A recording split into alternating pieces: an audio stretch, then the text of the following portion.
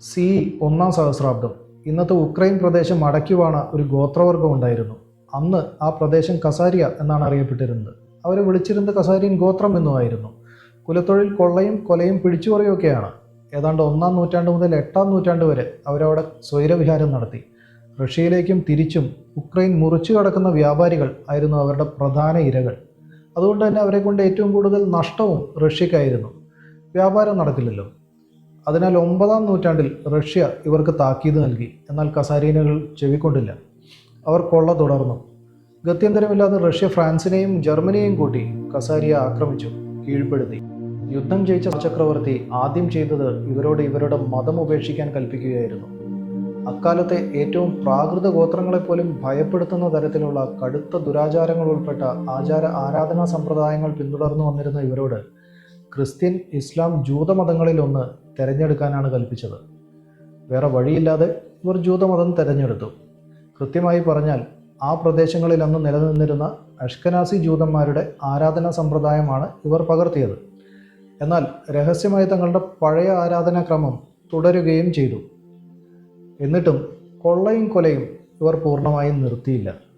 അങ്ങനെ പോകവെ 13-ാം നൂറ്റാണ്ടിൽ ചെങ്കിസ് ഖാൻ ഈ പ്രദേശം ആക്രമിച്ചു. അതോടെ കസാരിയൻ ജനത ഛിന്ന ഭിന്നമായി പലയിടത്തായി ചിതറിപ്പോയി. അങ്ങനെ പലായനം ചെയ്ത ഏതാനും കുടുംബങ്ങൾ വളരെ ധനാഢ്യരായി തീർന്നു. ചെന്നെത്തിയ രാജ്യങ്ങളിൽ ആരംഭിച്ച ബാങ്കിങ് ബിസിനസ്സും പഴയ കൊള്ളമുതലും ഒക്കെ ആവാം ഈ പണത്തിൻ്റെ സോഴ്സ്. അവരിൽ പ്രമുഖരായിരുന്നു ജർമ്മനിയിലേക്ക് കുടിയേറിയ ബോവർ കുടുംബം.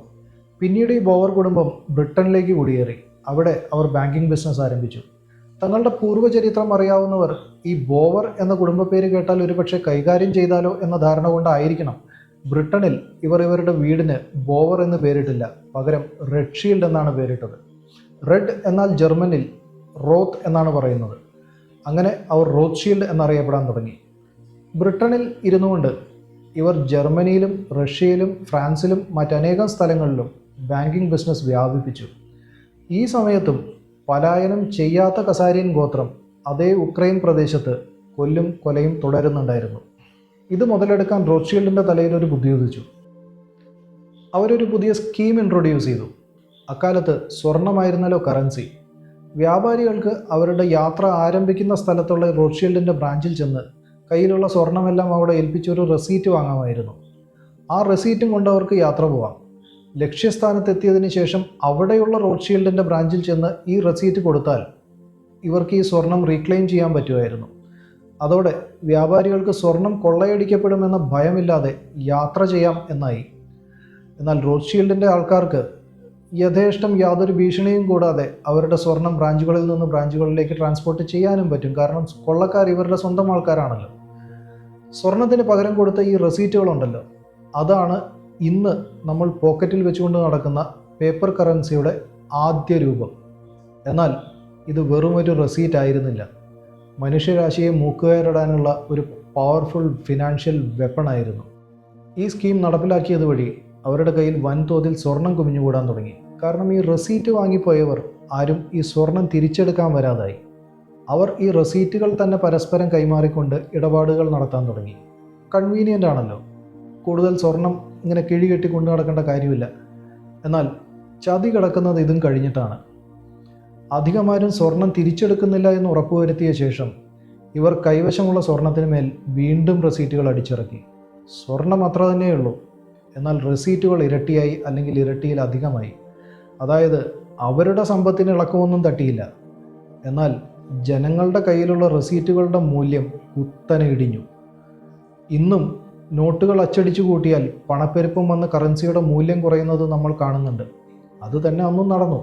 ചുരുക്കത്തിൽ മൂല്യം വർദ്ധിക്കുന്ന സ്വർണം അവരുടെ കയ്യിലും ഓരോ വർഷവും കൂടുതൽ അച്ചടിച്ചിറക്കുന്നത് മൂലം മൂല്യം കുറയുന്ന റെസീറ്റുകൾ അഥവാ കറൻസി ജനങ്ങളുടെ കയ്യിലുമായി. ആ മൂല്യനിർണ്ണയം വഴി ഇന്നും അവർ ലോകജനതയെ നിയന്ത്രിക്കുന്നു. അന്നു മുതൽ സ്വരുക്കൂട്ടി വരുന്ന ടൺ കണക്കിന് സ്വർണം ഇന്നും അവരുടെ നിലവറകളിൽ ഭദ്രം. ഈ ഏർപ്പാട് വഴി അവർ സ്ഥാപിച്ച ബാങ്കിങ് ശൃംഖല ഇന്നും അജയ്യം. വേൾഡ് ബാങ്കും IMFും ബാങ്ക് ഓഫ് ഇംഗ്ലണ്ടും മുതൽ പീപ്പിൾസ് ബാങ്ക് ഓഫ് ചൈന, എന്തിനേറെ പറയുന്നു ഡോളറിൻ്റെ കടിഞ്ഞാൺ പിടിക്കുന്ന ഫെഡറൽ റിസർവ് വരെ ആ ലിസ്റ്റിൽ ഉൾപ്പെടുന്നു. ഒന്ന് സൂക്ഷ്മമായി നിരീക്ഷിച്ചു നോക്കൂ. കൊള്ളക്കാരും ഇവരുടെ ആൾക്കാർ, പരിഹാരം കൊണ്ടുവന്നതും ഇവരുടെ ആൾക്കാർ. ഇവരുടെ തന്നെ ആൾക്കാർ നടത്തിയിരുന്ന കൊള്ള നിർത്താൻ ശ്രമിക്കുന്നതിന് പകരം അതിനെ ഒരു സാഹചര്യമായി ഉപയോഗപ്പെടുത്തിക്കൊണ്ട് ഒരു പരിഹാരമായി മുന്നോട്ട് വരികയാണ് ചെയ്യുന്നത്. ആ പരിഹാരം വഴി അവർ ഒരു പുതിയ സാമ്പത്തിക സാമൂഹിക ക്രമം തന്നെ സൃഷ്ടിച്ചെടുത്തു. ഡീപ് സ്റ്റേറ്റിൻ്റെ എക്കാലത്തെയും ശക്തമായ മാനിപ്പുലേഷൻ ടൂൾ അവിടെ ജനിക്കുകയായിരുന്നു. Thesis, antithesis, synthesis. ഈ ഇക്വേഷൻ അഥവാ സൂത്രവാക്യമാണ് ആ മാനിപ്പുലേഷൻ ടൂൾ. തീസിസ് എന്നാൽ നിലനിൽക്കുന്ന ഒരു വ്യവസ്ഥ, ആൻറ്റിതീസിസ് എന്നാൽ ഈ നിലനിൽക്കുന്ന വ്യവസ്ഥയുടെ സന്തുലിതാവസ്ഥ തകർക്കുന്ന ഒരു വിപരീത വ്യവസ്ഥയാണ്. നിലനിൽക്കുന്ന വ്യവസ്ഥയിലേക്ക് ഒരു ആൻറ്റിതീസിസ് ഇറക്കിവിട്ടാൽ സ്വാഭാവികമായും അവിടെ സംഘർഷങ്ങളുണ്ടാവും. ആ സംഘർഷങ്ങളിൽ നിന്ന് പുതിയൊരു വ്യവസ്ഥിതി ഉരുവം കൊള്ളും എന്നാണ് തിയറി. ആ പുതിയ വ്യവസ്ഥിതിയാണ് സിന്തസിസ്. പക്ഷേ യഥാർത്ഥത്തിൽ സമൂഹത്തിലേക്ക് ഈ ആൻറ്റിതീസിസ് ഇറക്കിവിട്ട കൂട്ടരെ തന്നെ മുൻകൂട്ടി നിശ്ചയിച്ചു വെച്ച പരിഹാരം അഥവാ സിന്തസിസുമായി അവതരിക്കുകയാണ് ചെയ്യുക. അഥവാ തങ്ങൾക്ക് ആവശ്യമുള്ള ഒരു പ്രീ ഡിറ്റർമിൻഡ് പരിവർത്തനം സാധ്യമാക്കാൻ പാകത്തിലുള്ള ആൻറ്റിതീസിസ് ഇവർ ഇറക്കിവിടുന്നു. ഇനി നേരത്തെ പറഞ്ഞ ആ സൂത്രവാക്യം ഒന്നുകൂടെ ശ്രദ്ധിച്ചു നോക്കൂ. Thesis, antithesis, synthesis. ഇതുതന്നെയല്ലേ കമ്മ്യൂണിസ്റ്റുകളുടെ വൈരുദ്ധ്യാത്മക ഭൗതികവാദം? അപ്പോൾ കമ്മ്യൂണിസവും ഒരു ഡീപ് സ്റ്റേറ്റ് സൃഷ്ടിയാണോ? വരും എപ്പിസോഡുകളിൽ വിശദമായി പരിശോധിക്കാം. നമസ്കാരം.